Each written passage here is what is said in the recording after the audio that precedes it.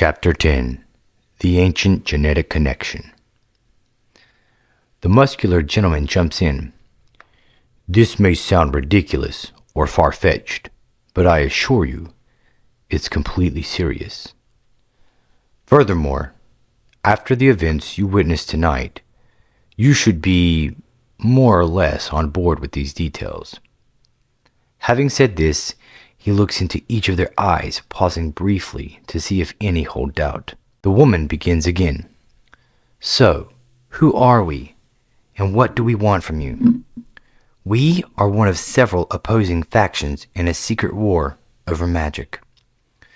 Well, I should say over magic use in our world. She pauses for a second and takes a drink of her wine. Then she continues her explanation.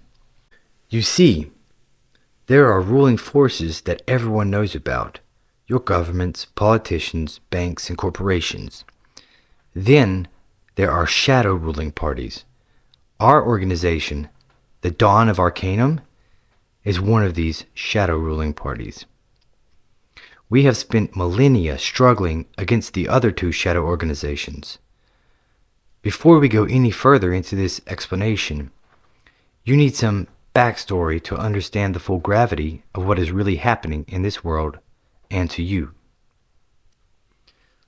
Suddenly, the gentleman speaks up. So, long ago, this world was filled with many different races.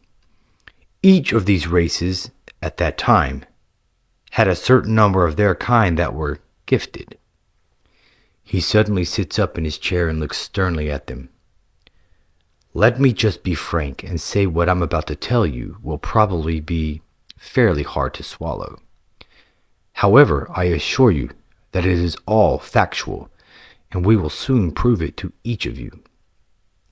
Be that as it may, should you choose to leave here and go tell someone else any of this, you will attract the attention of some truly heinous people and disappear forever. Then he sits back in his chair and continues his explanation. The Ancient Genetic Connection. So the basic breakdown goes like this. There are many bloodlines that possess one or more strands of dormant genetic coding. These strands of code, once activated, enable the person to tap into and manipulate a forgotten form of energy. People who have these strands of code activated are referred to as casters. This special energy allows casters to affect the physical world we really live in by creating, controlling, or extinguishing other forms of energy and elements. Some possess the ability to create or manipulate fire, ice, water, and so on, while others gain access to a stranger form of energy or power. These types include conjuring spirits, familiars, or giving life to inanimate objects. Yet other forms include the ability to enhance or debilitate targets by either increasing or decreasing physical and mental attributes or abilities, or by affecting someone's emotions. He smiles ever so slightly, watching a myriad of expressions cross the faces of the teens as he speaks. Several theories have been made regarding exactly how or why so many cases of awakening have occurred with such increasing frequency. The one factor that persists in all the most credible theories is the development and proliferation of the Blue Portal VR system. As the main theory goes, the cast and control engine which is used to cast spells in-game inadvertently teaches people who possess these sets of specific genetic coding the exact techniques and methods required to manipulate energy in our world.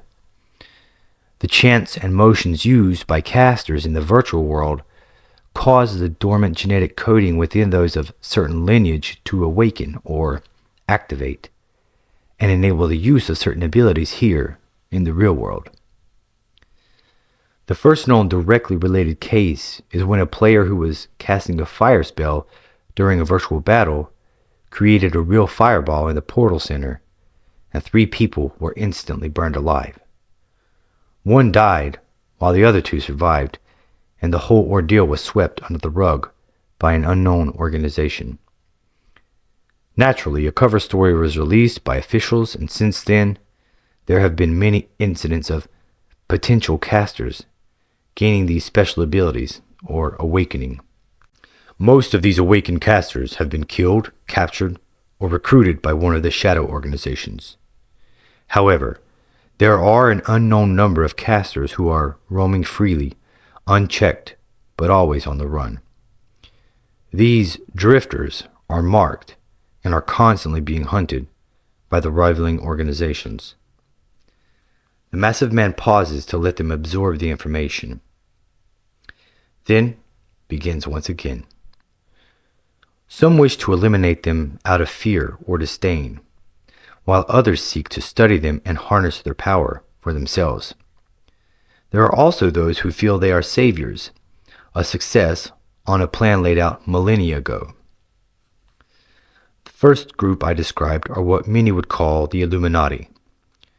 The other group is a similar group with very similar goals. The big difference is they believe magic is the greatest means to hold on to their power.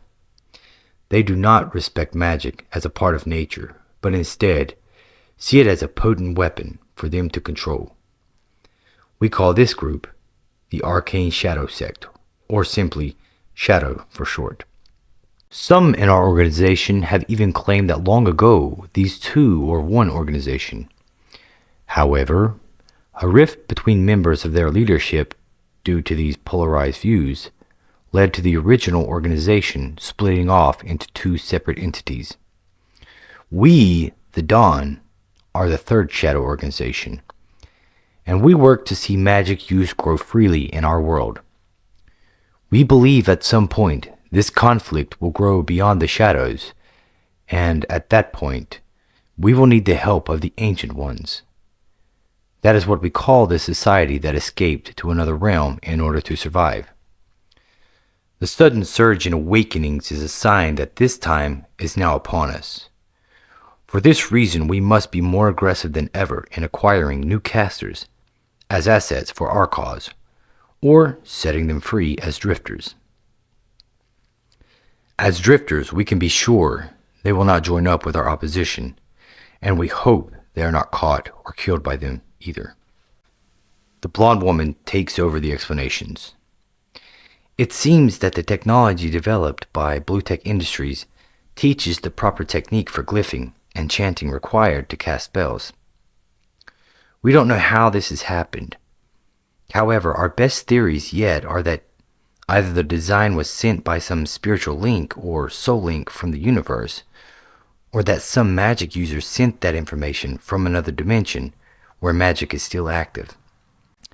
The other theory is that it was already in Bryn's genetic coding, and that much made it out and manifested itself through his designs in order to materialize itself in our world.